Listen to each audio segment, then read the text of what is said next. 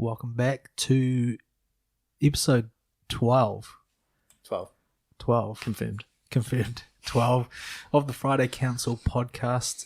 Today is Tuesday, the 8th of November. Doing a midweek recording. Tuesday Council special. Yeah, Tuesday Council special.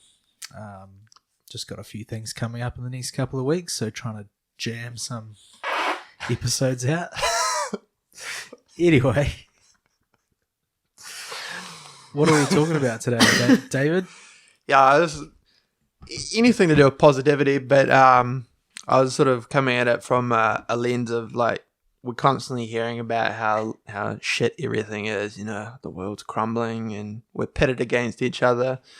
And so I was just like thinking, can we like flip things? And are there some, like what are the positives in the world and New Zealand? Like, are there things for us to feel positive about? I think there are. And yeah, so like, and an idea I had is maybe like, we need to sort of, whether it be ourselves personally or on a societal level or something, perhaps balance, like have like a 50-50 balance of negative, positive, or it doesn't have to be that exact ratio, but like try and moderate, like the content that you're consuming to, I think it's a good idea. Like for every negative article you read something positive, or if not, slant more. You know, maybe like go for like two for one positive for every negative thing you read or consume.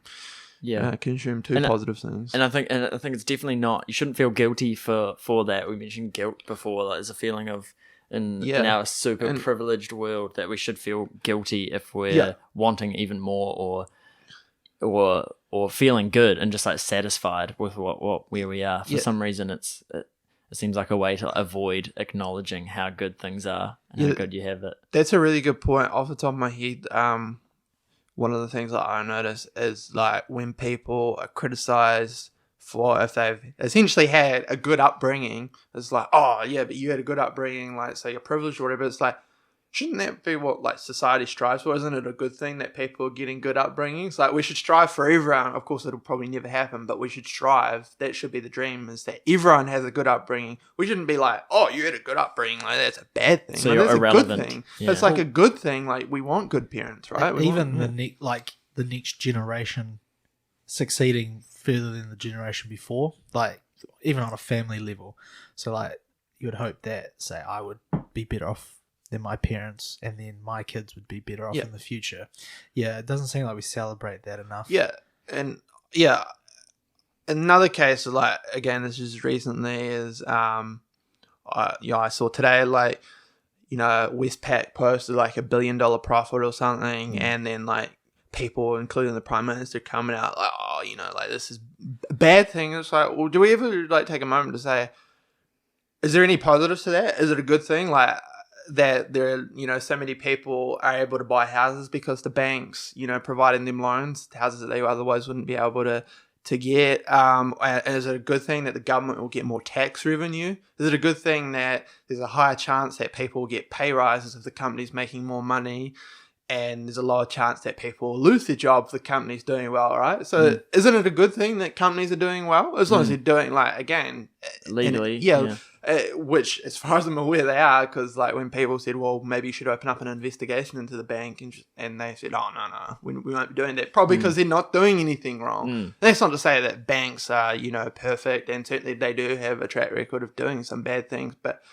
yeah, that's just one example, and that's not like an isolated example. I guess it sort of ties into like tall poppy syndrome. It seems like anytime we hear about like either whether it be someone individually successful, as a family are successful, or as a company is successful, our first reaction, or for a lot of people, the first reaction seems to be like, oh, like this, they must be like extorting people or like doing something unethical. It's like, do we ever say... It's a bit of a co-pay. Yeah, do we ever say, like, isn't it good that, like, businesses are doing well? Isn't it good that families are doing well and stuff like that? Yeah. Obviously, the slant that the banks making record profits is taken in the media is like, maybe it may sure be legal. I'm not saying they're cheated, but, like, is it ethical was their angle always. And it does always often stink of a bit of the old, like, just the real shallow tax the rich vibe, which is like not fully thought out mostly, and it feels nice and it's a bit of a cope. It's like, my life's bad because the bank made a record profit. The thing that annoys me, with the criticism of banks is like people act as though the banks are just sort of like stealing people's money. It's like the banks make big profits because they provide a significant amount of value to people's lives. Like I say, does anyone ever sit down and say, isn't it awesome that the banks make it possible to buy houses that a lot of people would otherwise not be able to buy, certainly not sooner, right? They may have to wait another 10 or 20 years and work even harder to accumulate the money if they couldn't go to the bank and get a loan. So does anyone say, aren't the banks actually providing value? Isn't that interesting? One. For me, like, I just applied for pre-approval for a house. Congrats. And for the most part, it seemed pretty easy, like the process of it. So, I mean, you're dealing with hundreds of thousands of dollars, but if, there's a competitive market out there, and for the most part, there's nothing stopping us from even being shareholders in said bank. Like, if you're gonna, you may as well ride the wave. I think I had invested some money in a couple of banking companies during the pandemic since sold out. But I mean, like, would have loved to be a shareholder of Westpac after that news. It wasn't even. That's the thing. It wasn't actually. It wasn't that good result. See, that's the thing. It always sounds like spectacular. $1 billion profit. I think that's the headline. Yeah, which was only it's got to be more than that. Yeah, it was $1 billion. Billion. No, it was $1 billion. $1 billion profit. But it was only up, like, that's compared to like 900 million the year before, and it also includes the one-off sale of their insurance company, Westpac Life. So that, I think the profit was actually slightly down if you took away the one-off sale of their insurance company. So it's like, it wasn't actually that good. And I looked at the share price yesterday and it was down 4%. So that's flag that then. So that's the thing, is it's these things always, it sounds spectacular because you're like, whoa, $1 billion, but it's like, it's one of those meaningless numbers, huh? Yeah, because it's like Westpac's, and I think they have 1.3 million customers in New Zealand, so they're a huge company. And you have to sort of be like looking at profit margins, and you're also like looking, as I say, like their total customer base. As I say, like, banks are huge companies, so they're going to, the total sum they're going to make is going to be huge, but it doesn't necessarily mean that they're creaming it. Like, sort of a good example is, like, theoretically, your like local plumber or something may have a higher profit margin than the bank, but he's only got a client base of a couple of dozen, so he's only going to make like 100,000 or 200,000 in a year because he's not doing it on the scale that the bank's doing. But theoretically, he's ripping you off more than the bank because his profit margins are higher. Again, that's just a made up argument, but that will be true for, like, you could find a bank that has a higher net profit margin than Westpac, but they don't do the scale that Westpac is, so it doesn't look as dramatic because they only posted a profit of 100,000 or something, but their net profit margin might be higher than the bank. That's real important to understand. Scale is the main reason that the banks make so much money. They have a huge clientele. As say in Westpac's case, it's about 1.3 million clients, and those big sums of money are really emotive, so it's real easy for those headlines. Like, it got me. I didn't care enough to look at it, or I didn't take an L reading it and get angry at the rich banks, and I saw it, so didn't look into it. But I thought, $1 billion record profit, sweet. But there's a real important detail that it was from a one-off sale of an insurance. And as I say, massive point. I think we can just flip it, and as I say, there are some, even if you want to say that there are some negatives to it, if we say, they shouldn't be making it, but there are some positives, right? Because the more money they make, the more tax they pay. So that's probably a good thing, right? Especially if you're the government. Like, that's it. I don't understand that position as the Prime Minister. Surely it's a good thing that profits and companies are making record profits, because you're going to get more tax, which means that you can spend more money on your projects. So isn't that a good thing? And then I say the other things like employment, like, I'm looking around the world, there are a lot of companies that aren't doing well and they're laying staff off, because that's what happens when a company struggles, is they fire people. So that's a bad thing, isn't it? It's bad for the common man if a company's laying staff off. So as I say, if a company's doing well, they're probably going to give pay rises, and they're probably not going to fire. They're probably going to hire more people than. That's a good one. That's a good one, because it's only going to happen more in the future, where big profits and big corporations are going to get slandered for doing so, for making such big profits, and I doubt that the benefits will ever be mentioned. And probably another factor is also, of course, inflation is like $1 billion isn't what $1 billion was 10 years ago. So again, I haven't done my homework on Westpac or the banks in general, but they may have been making like 700 million 10 years ago, and that may be the equivalent of like $1 billion today. So like, because when factoring for inflation. So, and like, for example, I did look at also like the Westpac share price is down 30% over the past 5 years. So obviously they're not doing that spectacular over the long run. But those total sums may go up nearly every year because, as a part of that is an inflation, like house prices go up, then their loans are bigger and stuff like that. But that money is also, in theory, worth less than it was 10 years ago. And if wages are also going up, then that's more money deposited into these accounts. So, you're probably, as I say, I'm just guessing, but if you looked at what a bank like Westpac was making 10 years ago, I'm guessing it would have been like 700 million or something, which, as I say, is probably almost equivalent to like what $1 billion is today. So even though it looks like the profit's going up, in real terms, it's probably actually not that much more. I wonder if an article like that, when it specifically names a bank like Westpac, is effectively advertising and a benefit for Westpac, or if it's a negative. Yeah, I don't know. I guess it probably depends. Yeah, I was going to say, back to like into the original topic of positivity or bit of a in general. When you mentioned it, I instantly thought of like the individual like positive mindset, and which is definitely related, because I think we can say like, we all see like so many negative stories these days in the world, but I think it's far more of starts at an individual level than maybe we appreciate. And I've mentioned before, like we live in a time that's like the attention economy now, or it's a different kind of economy in that we have enough content now to consume our whole lives day in, day out. Content is being produced faster than we could ever, as a single person, consume it. So there's actually a responsibility on us now as individuals in this attention economy to discern where our attention goes to.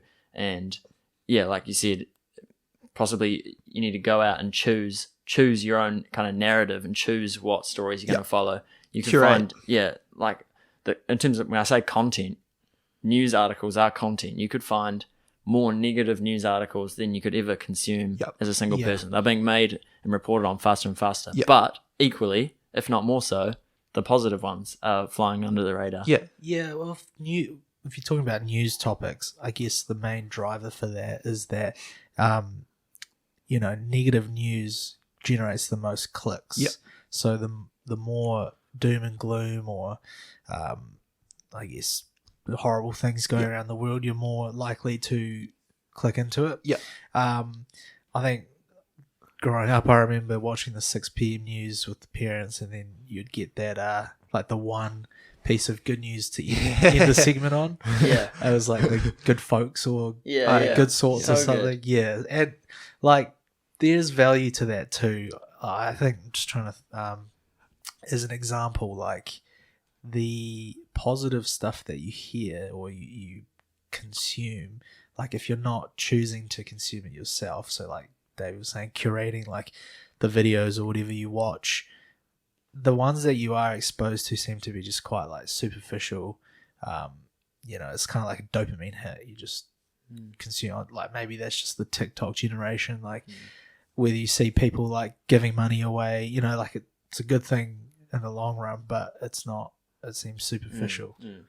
For likes. For likes. Doing it for the Vine, not real, one would say in 2012. You start to question genuine, like, what's the meaning behind this? And I don't know if that's just because of over time, like, we've just been exposed to this environment of negative, negative news consuming. We've had, like, what have we had here in New Zealand anyway? We've had earthquakes, we've had the mosque shooting. There will never be a shortage of bad. There'll never be a shortage of ever. I think that's a good point there, is that, like negative news drives clicks because there's a study out there, I'm guessing, I may be wrong, but it is negative, like it feels like 2 times worse to lose than it does to win. It's something like that. It may not be exactly that's that. relatable to anyone who's been to a casino or something. Yeah, exactly. Yeah. So negative news hits harder. But I think that's the key thing, is that because that's right, news companies know that negativity drives clicks and invokes a reaction, is that's it. They're going to primarily only show you negative, and that can distort your worldview, because you think, I just 90% of like things that are happening in the world are bad. It's like, no, that's not actually the case. That's just because the news is showing you 90% of the bad things.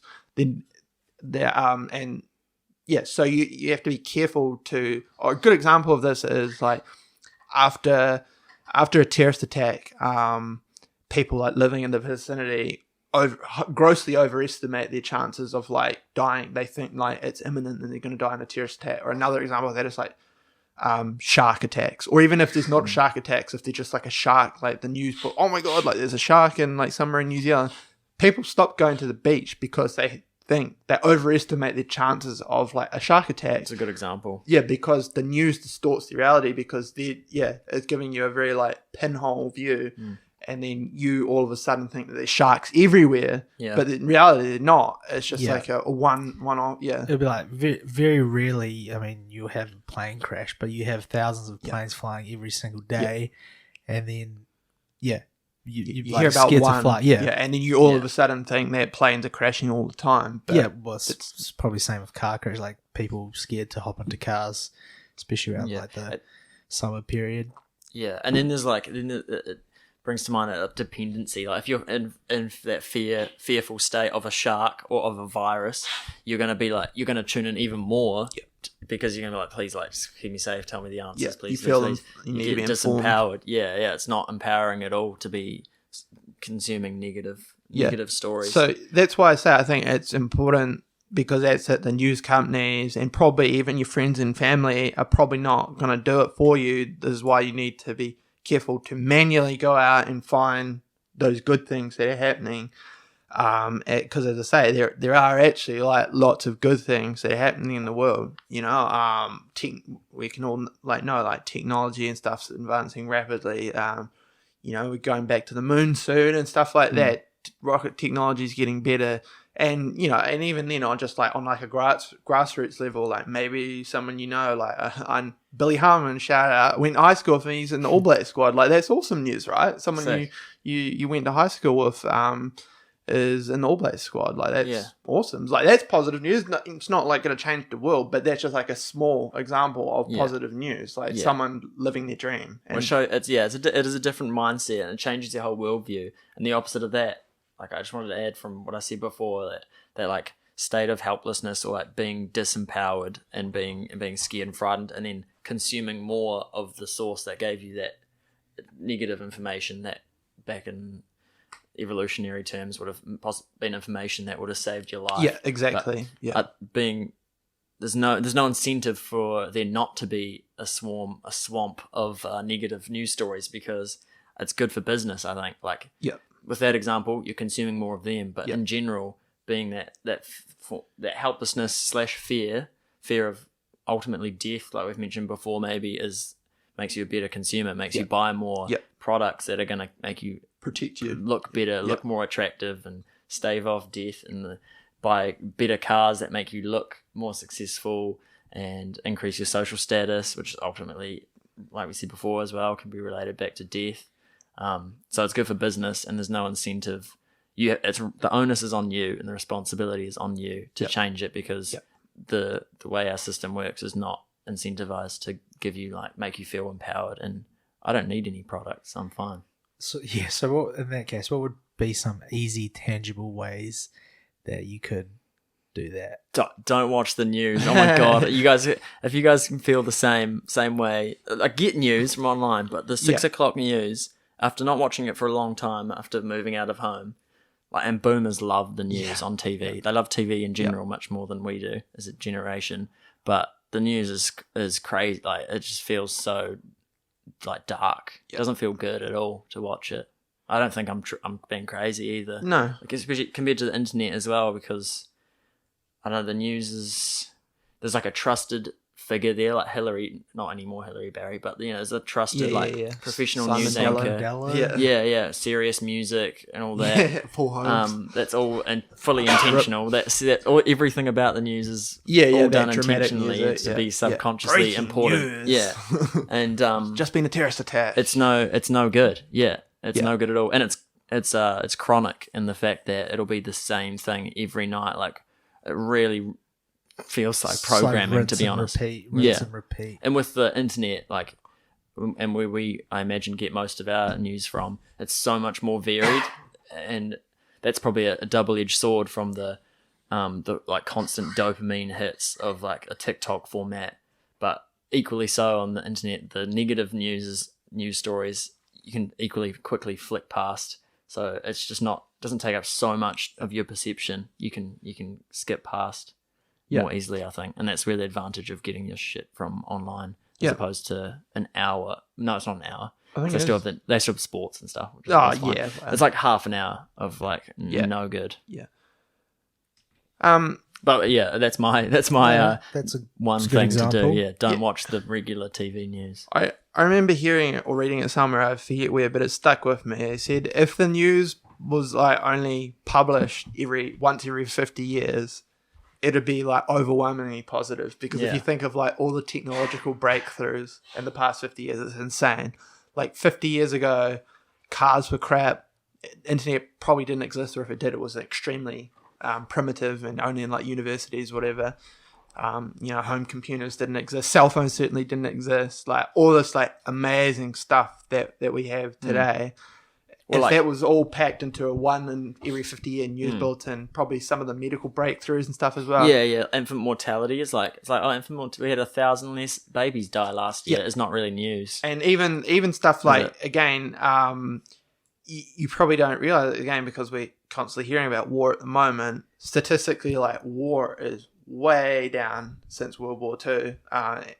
It's like way down. It's probably like not at its peak low at the moment because of like the war in Ukraine, but it's still like way down from where war was in the 50s. You think like Korean War, Vietnam and Gulf War, like, and there's all sorts of other like little wars and stuff that we probably don't even like think about off the top of my head. And obviously World War II was the big one. But like, and then World War One was only 20 years before that.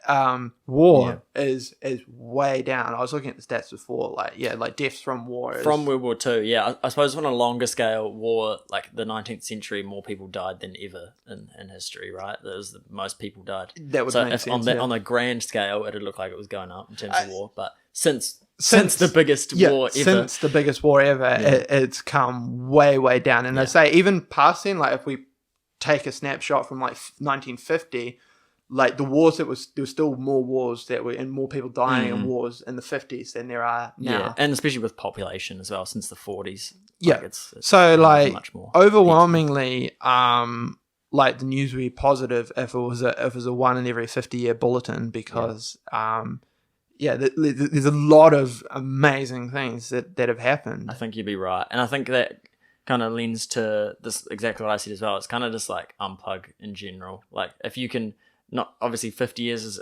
unattainable to not see any news, but if you can just pace it out, only come up like, has there ever been really that in the last 10 years or so, that much news that was so pertinent that on the day that it's happening, if I didn't know about Russia and Ukraine until right now today, my life wouldn't change. Wouldn't have changed. I wouldn't have acted my life any differently. And that's the thing. As I say, you can look at it on like on a grand scale, like look at like humanity as a whole of like space and technology and stuff. But you can just look at it, as I say, at a very basic level. Like chances are, again, speaking personally, and also probably for the three of us, again, this won't apply to everyone. There are people out there with genuine struggles and bad upbringing and stuff. But like we've lived pretty good lives. We've had loving parents. We've always had food on the table, and now we've got access to all the technology that we're using right now and stuff. Again, we take this stuff for granted. I take it for granted as well. But like, it's actually kind of incredible. Like as I say, like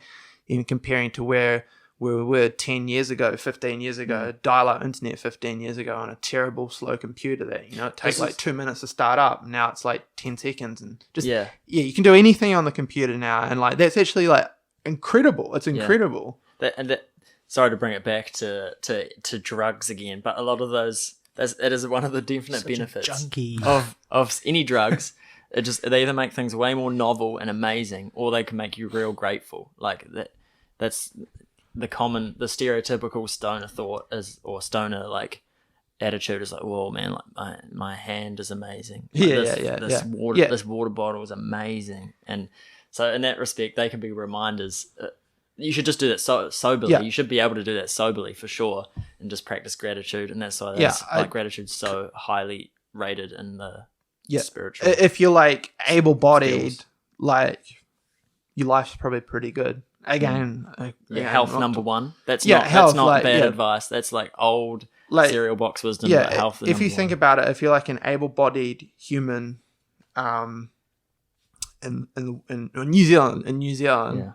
Like, even if your life sucks right now, you can probably make it good with, some research and maybe some assistance. Like, you could probably turn your life around. Like, say you're at peak, like rock bottom right now, like you've been a drug addict or something, or you just had a terrible divorce and you lost like half your fortune. Like, it's terrible right now, but if you're able-bodied, you can probably turn your life around in 10 years. Like, if you're able-bodied, if you're not in like chronic, much harder if you've got a disability. But even if you're disabled and just not in pain, and it's better than pain. Yeah, for sure. But that's distracting. As I say, I'll make it real simple. If you're in very good health, like even if your life sucks right now, chances are if you map out a 10-year plan, you can probably make your life awesome. Yeah, I'm just trying to pinpoint that. Sorry, slurring my words there. Trying to pinpoint like some times in the past where, whilst experiencing it at the time, feeling like this is awful, this is the worst, maybe, like a breakup from a long relationship or something, but reality is now like living in present day, like has next to nothing, like no little impact on where I am right now. Like I can think about it and it's good to say I've moved on or whatever and found improvement. I know that's hard whilst like you feel like you're in the valley or whatever, but I think the main thing is probably just practice. It's gratitude. It comes back to gratitude, man. And I mean that's even the real mainstream mental health advice was gratitude. There's a radio ad that I remember hearing. It was like, take a moment to think of 10 things you're grateful for, which is quite a lot if you've never done it before. You can feel stumped and then feel like you've failed, and it can be itself can be like I'm disappointed. I can't even think of 10 things, but like just a couple of things, it's super helpful. And there's definitely a reason why gratitude. I imagine that there's underlying themes of gratitude and giving thanks in like religions, but also like the alternative spirituality community. Gratitude's like number one. Love and gratitude are commonly go together. I think are the key. You've been referred to as the key. Just even experience like expressing gratitude is like giving yourself control over the situation that you're in. So it's like, well, I can choose to either be thankful for XYZ, or if things are going poorly, like you just keep spiraling down that rabbit hole, and that's hard to get out of. Like, real hard. I'm not saying I would think there might be times where it seems like I've felt depressed, but not like clinically, or haven't been, I don't know, like clinically depressed. I don't even know if that is a definition. I mean, like, or it's been. I'm trying to. You've been depressed. Yeah, like when a doctor. Yeah. You had a bout. Like totally. We all have. Like, totally. Yeah. But and that's the key. Like, I don't want to minimize anyone's struggles right now. I'm not saying that there aren't. Of course, as I say, we already know that there's like bad things happening in the world and in New Zealand. We know that people are struggling. That's what I'm saying, is that we should not just focus on that. We should also, as I say, I think a reasonable ratio is like, as I say, for every bad thing that you read or consume something positive. That's it. It's a 50-50 balance, right? Yeah. So that's what I'm saying, is that not that the world is perfect, it's certainly not, but there are some good things. In fact, I think there are plenty of good things. As I say, it could be super small things, like just being stoked that you can like go on Netflix or something like that. Like that's awesome, isn't it? Yeah. The thing we have power, we have electricity. Yeah. It's and when you said we have power, there's kind of a double entendre is, I think, is the word, where it's like we have power, which means it feels empowering to be grateful for our power, for our electricity, and being grateful can empower you. But my gripe with gratitude sometimes is that, especially if you're struggling through something or something's stressing you out, it doesn't solve the problem. It's not a direct action, but in my experience anyway, it actually is, in the way that we were talking about health being one of the primary things to getting out of a situation, or appreciate, or not realizing you have a good life. Health is foundational, because you can't do anything or make changes if you're like in chronic pain. It's going to take precedent. Yep. Yeah. That's what I'm saying. Yeah, no. So, as I say, I think it just it comes down to, I guess, having a bit of balance, because, and if you're already someone who is like, you're feeling pretty positive about the world and life, like, people probably are going to try and bring you down, and I think that's it. There's sort of like this, it's like a guilt trip thing. We're expected to like feel like things are bad and carry the burden of the world on our shoulders. But I don't. Yeah, I think that's unreasonable. I think it's a cope from others as well, in the same way that they focus and fixate on like a bank making record profit for perhaps their like monetary woes. It's a bit of a cope. It's like you have more power than you realize, probably. Yeah, if you're that angry at a bank, easier to find a scapegoat than to like find practical ways that you can change your life or your living situation. It's way easier. Yeah, I think, we talked about, like, in the first episode we recorded about tall poppy syndrome. It just seems so much easier in today's environment to try and, bring people down a peg as opposed to celebrating successes and, people succeeding or striving. Yeah. This made me think in terms of, like, trying to find the positivities and, the day-to-day with, it's against the grain with negativity.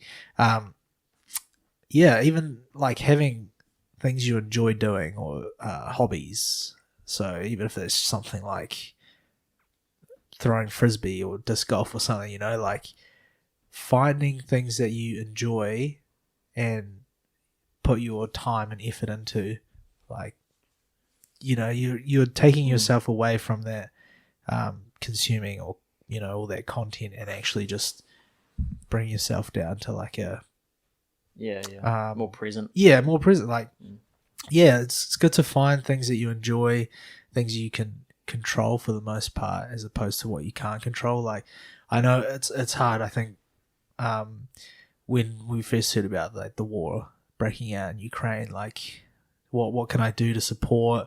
And like, I mean, realistically, you could all say, let's all sign up and enlist ourselves and fight the war ourselves, but you can't change like what's going on, and not say put it out of sight, out of mind, but I don't see the real good in just focusing on like what you can't control. Yeah, it's a balance, and there's something I want to say was like, it might be, it's a lot of it is down to your choice. I think a lot of it is more of a choice than I don't know. I just think a large part of your mental state and feeling that positive about the world is a choice, but that the world is also super against you. Like, our modern day is also super against you in the way that like we're all like depleted of our dopamine, and dopamine's the one that gives you like drive to achieve goals, and so when it's constantly depleted, it is literally going to be harder for our generation, or anyone who chooses, again, to be on the TikTok or the TikTok. Sound like a boomer. The TikTok. That's a boomer move. Anyone who chooses to be on TikTok for ages, their dopamine is factually going to be depleted and gone, which is how your brain and body like move towards goals. So you're going to resort to blaming the bank. Yeah. That's when you're going to resort to blaming the bank. Instead of taking your own initiative, you just don't have the drive because you've just jizzed it all away in porn, or you've effectively jizzed it all away on TikTok. Another thing is... to put it in my own words. I think something happens for a lot of us, and probably myself included, as the older you get, I guess you become more jaded. And it's like, I look at myself, because I say, I'm not saying that I'm always optimistic. I'm certainly not. We all have moments of where we feel like shit about everything. But like, if I look back to, life as a child, it was simple. Of course, there would have been bad time. I'm looking through a rose-colored lens, of course. But yeah, I feel as we get older, we tend to get more jaded because we get bombarded with these negative messagings from outside. And I think it's actually probably happening to children at a younger age than it might have happened to us now, where they're starting to get bombarded with the negative messages. But if we say like a 5-year-old, they're probably still, like, the education that they're getting in the classroom is probably pretty positive. They're probably not learning about the war in Ukraine, or the world's like, falling apart at the seams or something. They're probably being taught, some good things about life. And then at some point, I think, there's an infiltration where probably around high school where they start drip feeding you the negative stuff, and then that carries on into adult life. So I think, some of it, part of it is just being like, don't take life so seriously all the time. That kind of reminds me, don't mean to bring it up because you normally bring up your own family as an example, but it's one of your brothers. Every time I see him, won't name who he is, it just always seems like he's complaining about what the government's doing or what the council's doing, and how everything's out to against him. He can't move forward because this is happening. And it's like, he seems very jaded. Something actually is on my mind a lot, and I'm quite passionate about, actually, is wondering how, like, that feeling of being jaded with age, no doubt is a normal process when you start to realize how the world kind of works. You can be a bit disappointed when your childhood ideas, airy-fairy ideas of how love runs the world is kind of blown apart in some areas.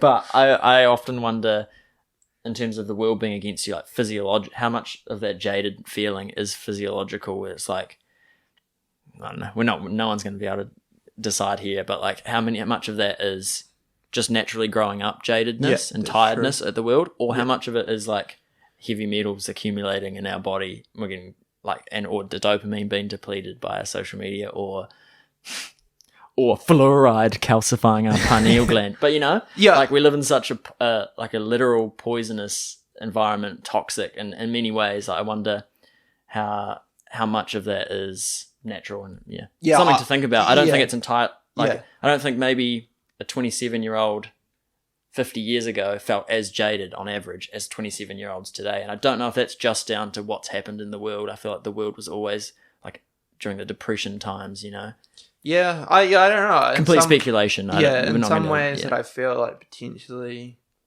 maybe different form of jaded, but I just like thinking back to like society, like used to be like pretty conservative and used to have probably some fairly, if you didn't follow, like didn't become, you sort of had to used to become the company man. If you didn't become, and do you reckon that would have decreased the feeling? No, of I think that would have been a different sort of jadedness, but I think the jadedness still would have been there, because it's like, if you don't get a job for a company and you don't have a family, for example, you don't follow the the textbook lifestyle, then you're a failure. Whereas I think the world's a lot more open to different pathways now.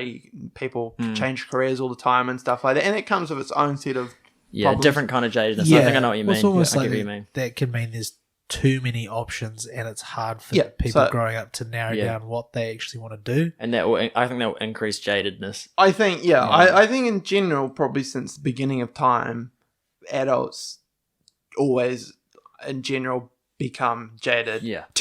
As a general, of course, there'll be definitely exceptions. And so I think that's it. We're just always, there's an extreme amount of I don't know if you can completely prevent it or change it, but you can probably at least very temporarily change it. Say take a break here and there to just relax, Yeah. do some stupid stuff, play video Unplug, games, yeah. Unplug. and then go back to taking on the burden of the world.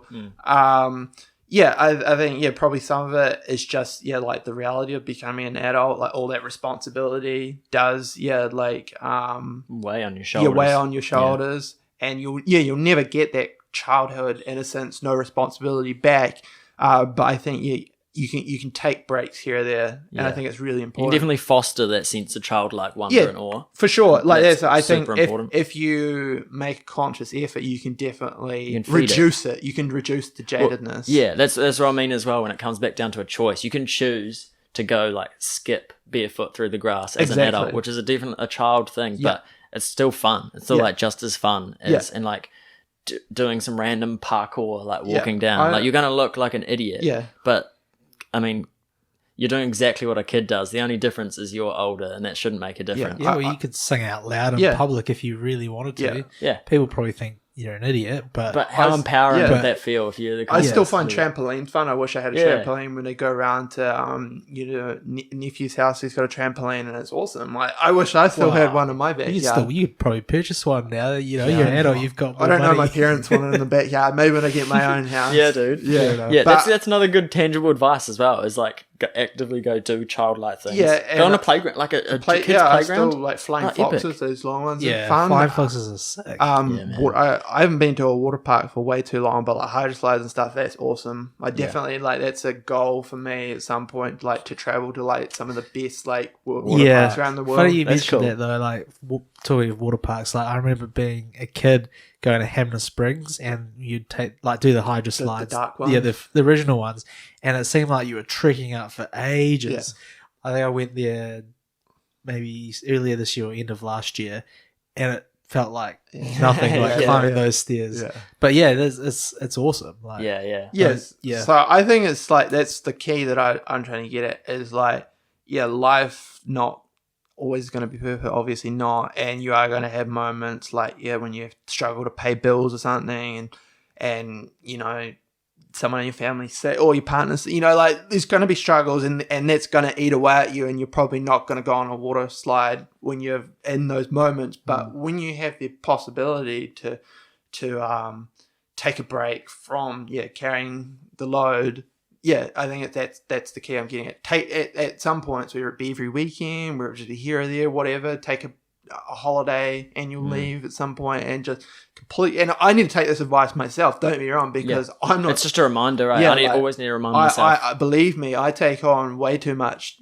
burden on my shoulders at times. So I need to take this advice myself. If we're not saying anything revolutionary, as I don't think we really are, it serves as just a reminder. Is so good. Like every day, you should have a reminder, and that's where community comes in, because a good community is basically a constant reminder of how to be living a good life, which we are also missing out. And so, again, back to my point, just to finish up on my point of being like how jaded is normal when I talked about that, is that like a lot of the time putting blame on some outside entity to yourself is inappropriate, like with the bank perhaps, but that doesn't mean that it's always inappropriate, that there might be things in your life, like you might not be associating eating like a pack of toffee pops a day with how you're feeling jadedness, and you go, okay, well that's the choice that I'm making, and that could be contributing to my feelings of like, oh, the world is so bad. Like maybe it's just you being tired, maybe your brain chemistry is out of whack. So it can be, there are things outside of you that perhaps deserve to have blame put on them for ruining your life, but then again it does come back down to choice. That's not to say like that there are corporations or governments or outside influences, lobby groups and stuff that aren't like out there with an agenda or so, to put it like that, an agenda to certainly there are times when entities do things that are bad or try to influence your life in a negative way, for sure. That's not to say that these entities are always without blame. I also think that people need something or feel good or feel a sense of purpose when they have something to fight for, and a lot of the negative things in the world are things to fight for, like peace in the world is something definitely to fight for. Yeah. But letting it ruin your mental state and your life is detrimental to your cause that you're trying to do. You really need to be a top G or just like a real hot, like good, sturdy, strong individual mentally and preferably physically to be able to make that change. Like, you're not going to be able to make any difference in Ukraine if you enlist and you're some like fat, tired slob. But you're going to get gunned down pretty quick. Even if you are taking on, like, you know, you're a climate activist or a political activist, again, I still think do that part of the time, but then have a time when you drop that. Like, I think that's a big problem with politics in society today, is that people just can never shut off, and then so they're at each other's throats. Separating work and play. Yeah, exactly. But everything's politicized now, so the separation is so it's super tough. It's super tough. But I guess you can just try to do that personally and within your friend and family groups. Like, you may have the complete opposite political beliefs to this person, but you probably like the same sports team or something. Like, you know, find that common ground for some period of time. You know, have your debates at a certain time of the day, and then be like, now we can put that aside and we can watch the Crusaders or the All Blacks or the Black Ferns or the You're basically talking about community again, eh? Yeah, I think surround yourself maybe with some other people who aren't also in that doom scrolling loop. Yeah, I'd say there's endless different options, you know, like interests that you like, hobbies, sport, TV shows. Like, you can find niche communities and find common ground with anybody if you're just constantly focusing on like the bigger picture. So like religious differences or political differences, like you're setting yourself up for failure. I think and it's not a bad thing. Like, if you belong to a church or a synagogue or mosque or whatever, and, you know, like, it's great to have community that you could support each other. But, you know, we're all the same people marching to the same beat. Like, in the city we live in, like, we all have our things we want to succeed and strive. Like, why are we bringing each other down? Yeah. And I think that's another key point. That's something that happens as an adult when kids... as a generalization, when kids, especially young kids, they don't have political ideologies, they don't have any ideologies, belief systems. Ripe for the programming. And I think that's the beauty of it, right, is that they're not looking on like what separates us. They're just looking at, well, we both enjoy playing on the playground, we both enjoy trading Dragon Ball Z cards or whatever it may be. And then it's very much the older we get, but you vote for that party, you know, like, and your parents own a Wolf Vineyard and mine are on the benefit, or like, you know, you live on that side of town. There are things that are like automatically triggered as well, and that don't make sense. You know, you could have like some nice interaction with someone, and then you find out they voted for this person, and then you go, and I would be like, everything. I'll be honest, like, I'm not immune to that. I try and check myself on it. Yeah, well, it's programming, man. It's you gotta. It's gonna be it's programming that's designed to kick in like without thinking super fast. So again, you have to make that choice to try and get on top of that and recognize it and not let it ruin your potential nice human relationship with another human. Yeah, for sure. You know? No, I think it's a real problem, and especially like with interactions on social media, where people sort of just seem to be drawn towards that very divisive side, and it's just, as I say, I think there's a time and place for these healthy debates, but there's also a time. It's a thirst for fighting for something, I think, for fighting against something or fighting for something. Yeah, I reckon. Yeah, it probably certainly plays a part in it. It scratches some itch. Yeah. So again, my takeaway message is, like, just find time to enjoy life. Find time to read about some of the good things in life, because we all know that you're going to find time to hear about and read the negative things, but just make some time to have a look at some of the positive things as well, and I think your life will be better for it. Yeah, epic. My one is get away from it as much as possible, and then figure out what choices you're making that in the real world that might be impacting your feelings or your body functioning. Well, we didn't really talk about it. One thing I'd probably take away is find like something you enjoy or passionate about, and spend like quality time doing that, because it's going to bring you real joy, real satisfaction. And I also think, what's that for you? Do you have one thing or a few things that you do that you go to tap out for a bit? Yes and no. Like, I mean, I used to play temp and bowling as a sport. So I did that once a week and, got pretty good at it. But at the time, just didn't have money to succeed. Hard to fundraise, etc. I play football once a week, like indoor football, if I can, which is fun. And then you've got enough on your plate. And then in terms of like relationship based, like I try and at least have one coffee date with the wife. But another thing I was gonna say is putting like stuff or planning things in the future really helps you, really helps you have something to look forward to. So whether that's just like booking a domestic trip away, it's like, well, okay, I've got that in 2 months, 1 week chunks at a time. Even if this week sucks, I'm strapped at work, things busy. Well, okay, I've survived, I've got the weekend. And then you sort of build up to a point where it's like, cool, I can actually enjoy this, or I've been looking forward to this.